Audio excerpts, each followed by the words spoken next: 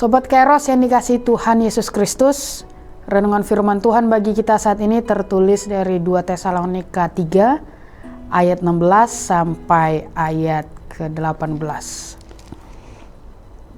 Dan Ia, Tuhan damai sejahtera, kiranya mengaruniakan damai sejahteranya terus-menerus dalam segala hal kepada kamu. Tuhan menyertai kamu sekalian. Salam daripadaku Paulus. Salam ini kutulis dengan tanganku sendiri. Inilah tanda dalam setiap surat. Beginilah tulisanku. Kasih karunia Yesus Kristus Tuhan kita menyertai kamu sekalian. Sobat Kairos yang terkasih dalam Kristus, akhir tahun adalah waktu yang sangat tepat untuk kita merenung, kita mengingat, dan juga kita bersyukur. Kita diajak untuk melihat ke belakang perjalanan kita selama 1 tahun yang penuh dengan warna. Ada sukacita, ada duka cita, ada tawa, ada air mata, ada keberhasilan, dan ada juga kegagalan.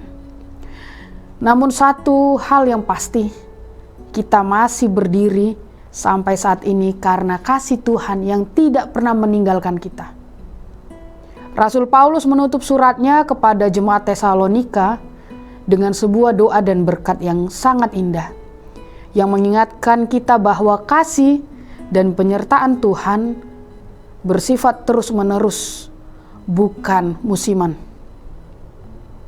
Hari ini kita membaca dan melihat kata yang memberi semangat dan penghiburan yang diucapkan oleh Paulus kepada kita melalui renungan kita pada hari ini.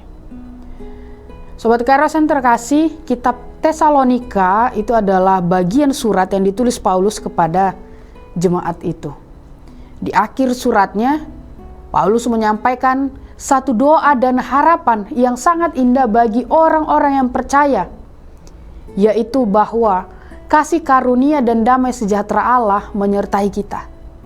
Ini mau menunjukkan bahwa damai sejati bukan berasal dari dunia, bukan dari situasi yang ideal, bukan dari kelimpahan materi, melainkan dari Tuhan sendiri.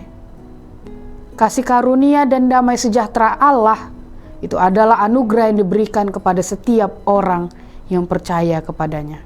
Sobat Kairos yang terkasih dalam Kristus, dalam sepanjang tahun ini, mungkin ada keluarga yang mengalami sakit dan kehilangan orang yang dikasihi. Ada usaha atau pekerjaan yang tidak berjalan seperti yang diharapkan. Ada hubungan yang tidak baik dan meninggalkan luka. Ada kekhawatiran tentang masa depan. Terlebih juga dalam tahun ini, kita dikejutkan dengan bencana yang terjadi di negara kita. Terlebih di daerah Pulau Sumatera, Aceh, Sumatera Utara, dan Sumatera Barat. Yang dimana menjelang akhir tahun, bencana itu datang dan banyaknya korban jiwa.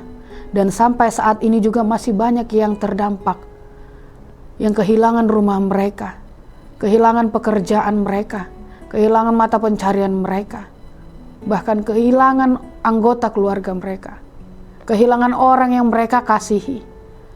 Trauma yang begitu mendalam. Tapi firman Tuhan hari ini mau menegaskan bahwa damai sejahtera Tuhan diberikan kepada kita senantiasa dalam segala hal.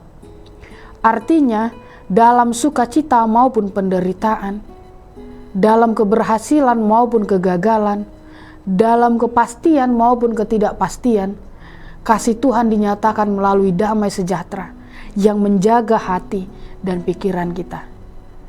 Damai ini tidak selalu mengubah keadaan, tetapi menguatkan kita untuk bertahan dan tetap percaya. Kalimat Tuhan menyertai kamu sekalian, inilah inti dari tema kita. Kasih Tuhan selalu menyertai kita. Penyertaan Tuhan bukan hanya untuk orang-orang kuat secara rohani, tapi untuk semua orang. Penyertaan Tuhan berarti kita tidak pernah berjalan sendirian. Tuhan setia dari awal sampai akhir tahun. Bahkan ketika kita jatuh, Tuhan tetap dekat.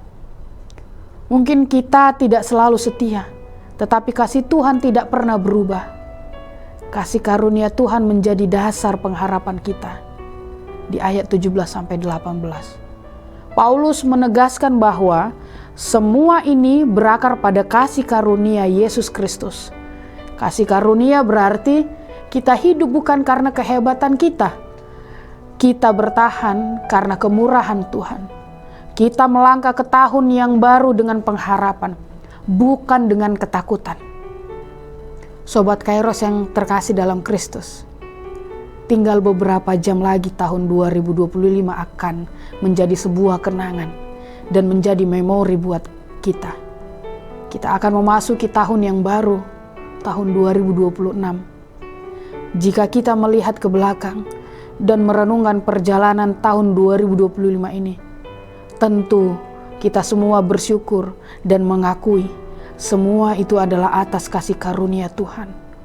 Kita menyadari banyak hal yang telah terjadi dalam hidup ini yang sungguh di luar perkiraan kita. Terlebih dari apa yang kita minta kepada Tuhan, Dia memberikan bagi kita. Sekalipun ada duka ataupun air mata yang kita alami sepanjang tahun ini, kita berpengharapan Tuhan telah memberikan apa yang terbaik dalam kehidupan kita ini. Tuhan mengasihi kita dan terus menyatakan kasih karunia-Nya kepada kita yang merupakan kebaikan-Nya yang sesungguhnya tidak layak kita terima. Namun Dia tetap selalu memberikannya dengan sangat luar biasa. Dan kita bisa mengatakan di dalam hidup kita bahwa kasih Tuhan tidak habis di akhir tahun. Kasih-Nya justru memimpin kita memasuki tahun yang baru. Saat ini kita diajak untuk belajar bersyukur. Bukan hanya atas hal baik, tetapi juga atas proses kehidupan kita. Belajar percaya bahwa Tuhan yang menyertai kita kemarin, hari ini, besok, dan seterusnya. Belajar menyerahkan masa depan dan kehidupan kita kepada Dia, karena kasih Tuhan selalu setia. Sobat Kairos yang terkasih dalam Kristus, kalaupun hari berganti, bulan berganti, kalender berganti, tahun berganti, satu hal yang tidak pernah berubah dan tidak akan pernah terganti adalah kasih Tuhan yang selalu menyertai kita sampai akhir. Mari kita tutup tahun ini dengan hati yang penuh syukur dan melangkah ke tahun yang baru dengan iman yang teguh bersama dengan Kristus. Amin. Selamat beraktivitas Sobat Kairos, Tuhan Yesus memberkati. Shalom.